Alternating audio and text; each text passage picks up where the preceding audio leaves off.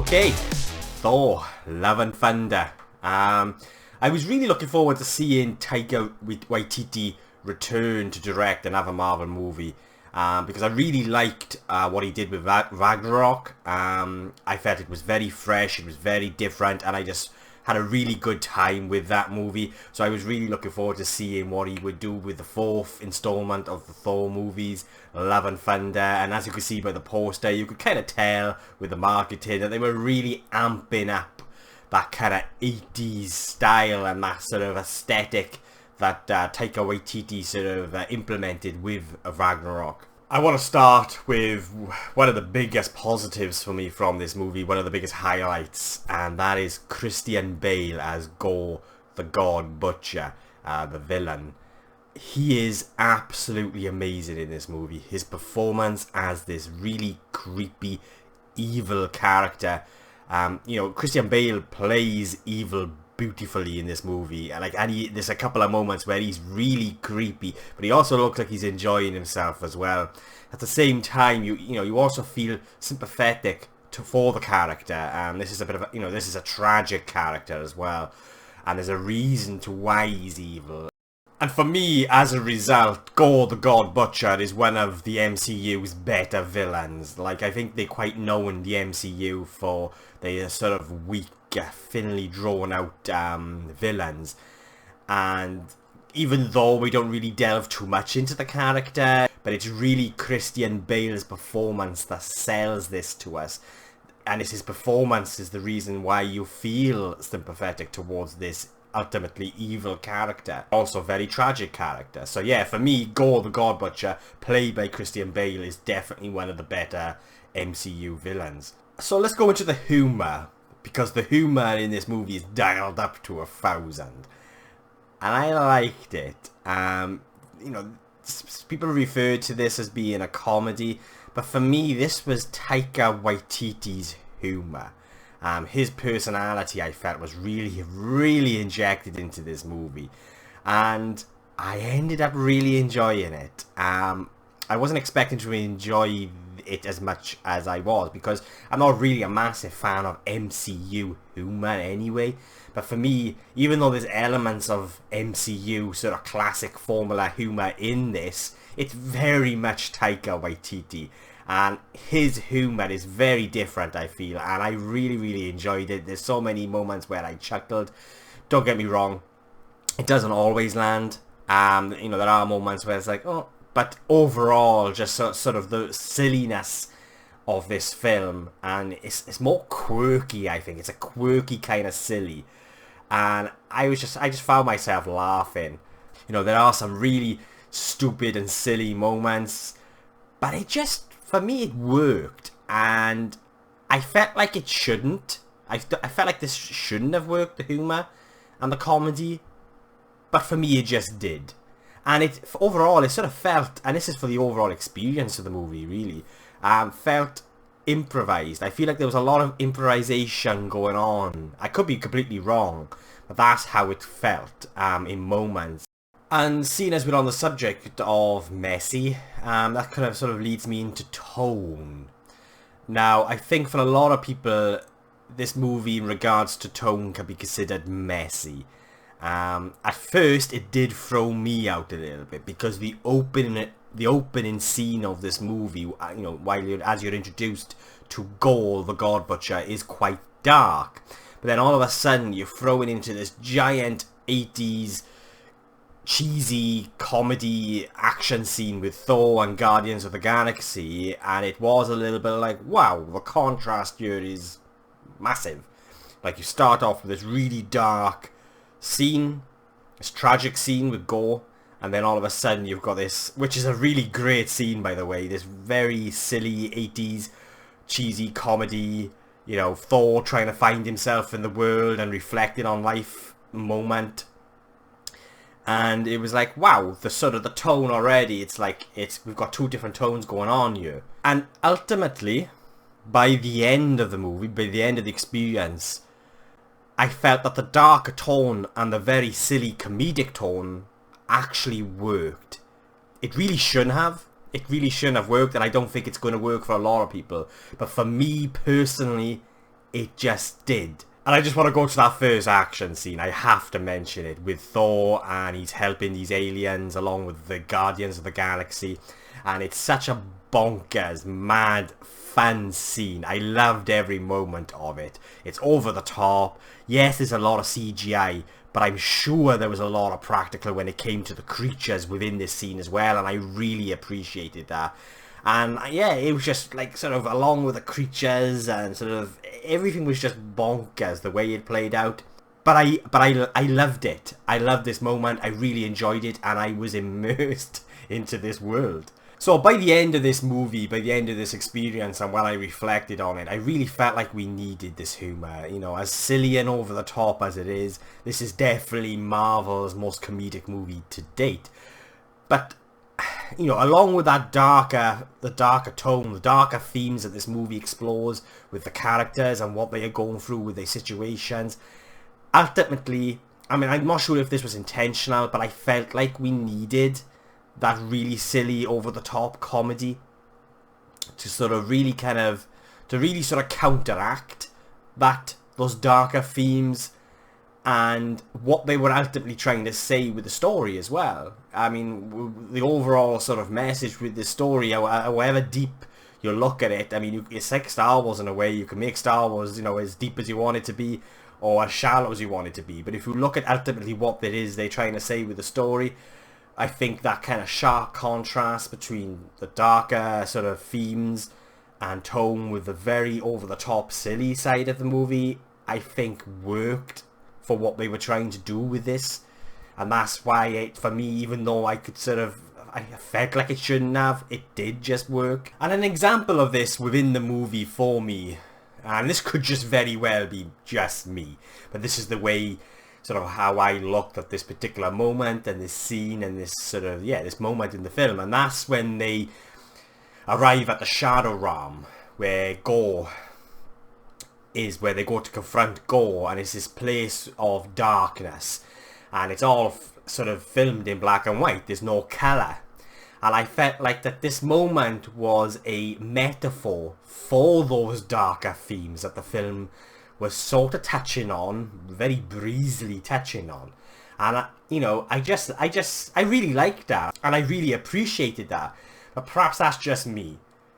But I do really feel like it's in this moment in the movie where they go to the Shadow Realm, that's where I really felt like I was understanding this film and what Taika Waititi was doing with it.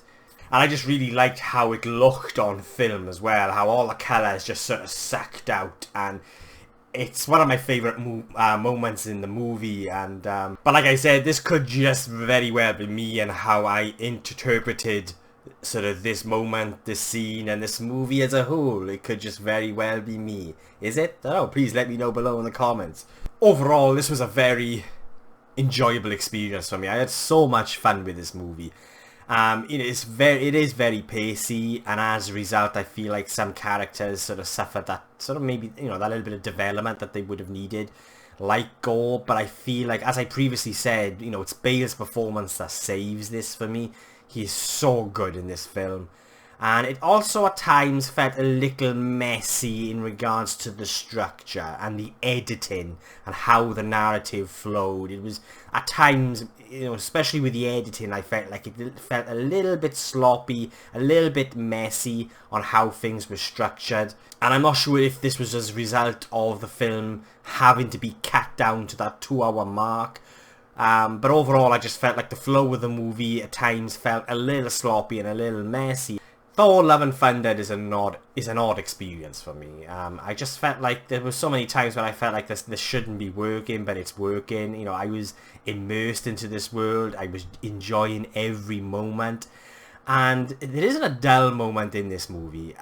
You know, even the more somber, sort of quieter character moments, you're still engrossed into the story, and you know, that for me just speaks volumes. Like for the 2-hour sort of runtime, I was immersed into this, and I was never bored. I was never taken out. Yeah, okay, the sort of the contrast in tones sort of was a little bit at first, but as I sort of got to understand the movie and kind of interpreted it in the way that I felt like, well, what the director and the writers were trying to say, You know, I was just along for the ride, and I really, really enjoyed it. And, you know, a lot of it's down to the performances as well. Chris Hemsworth and Natalie Portman. Natalie Portman is very good in this. Again, she's a really solid performance in this. Chris Hemsworth is just great as Thor. But Bale is the standout. Christian Bale, he is amazing in this movie. He plays evil beautifully.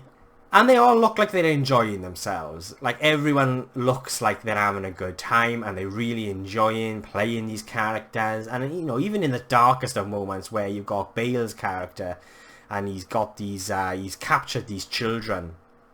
And he's just there, sitting there, and he's doing all this sort of evil things, you know, these evil stuff. And he is creepy. Like, if I was a child watching this movie, I would be scared of his character in this. So yeah, I'm not sure whether everyone will enjoy this. I haven't really looked. I mean, this movie now has been out for a couple of weeks. I'm a little bit late seeing it, and I haven't really delved too much into people, you know, in other reviews.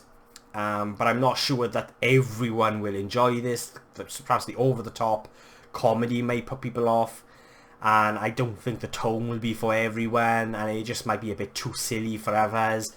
But the way I looked at it, and the way I experienced and how I experienced this movie, for me, it just worked. Yes, it has flaws. It's not a perfect movie. I can't say I loved it, but it's not a terrible movie.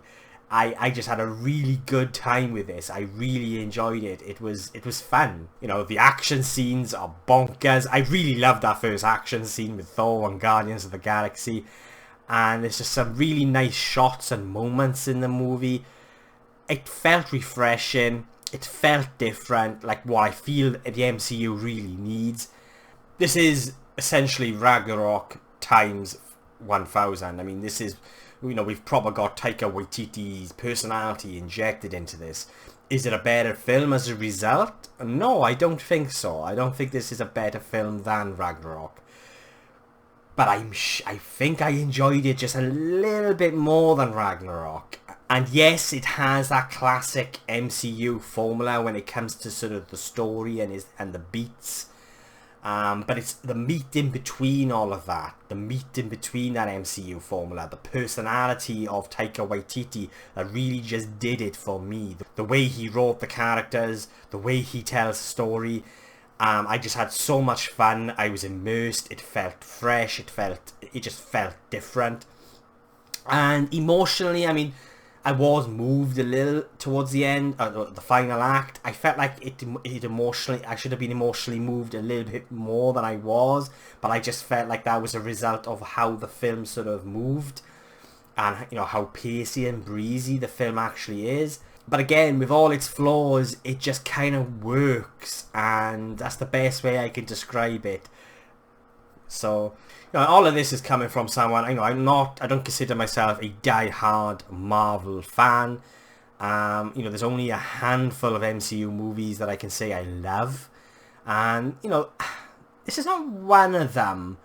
I can't say I really love this movie, but I definitely really, really enjoyed it, and I had a lot of fun with this. And it's a movie that I know I can revisit quite often, because of sort of how breezy and how pacey, and just how, you know, there's a lot to like in this movie, even with its flaws.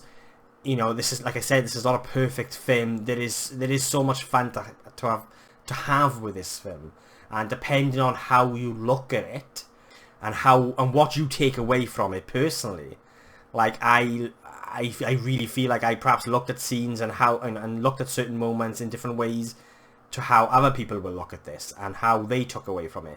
But I feel like what they were trying to do and what they were trying to say with the humour, with the look of the film, with those darker themes and darker tones, because, you know, that this movie explores, because ultimately, right at its core, it's quite a tragic story as well. So it's like, by the end of this film, it's like, yes, it worked. I think it worked. So yeah, enough of rambling on from me. I will be giving Thor Love and Thunder a 7 out of 10.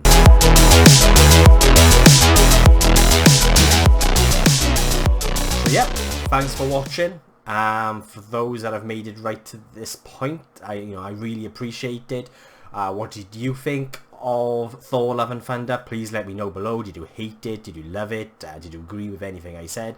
Let me know below and let's get a discussion going. And if you want to watch future reviews from a Welsh geek and just watch a Welsh geek ramble on about film, TV and everything geeky, then please hit that subscribe button. It will mean an awful lot to me. And yeah, I'll be seeing you soon.